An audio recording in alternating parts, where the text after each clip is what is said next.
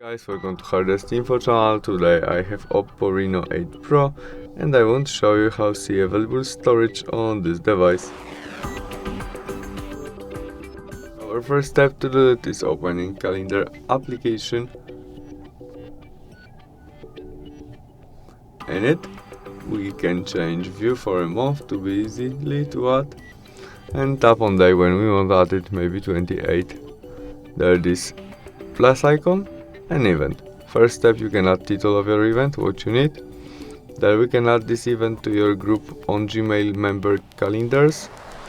In this step you can set when event starts and finish, in which time, or we can set it will be all day event. Repeat of that if we need it, maybe every month, every week, every day, what you prefer. There we can add this event to people calendar. You can make video conference when event starts.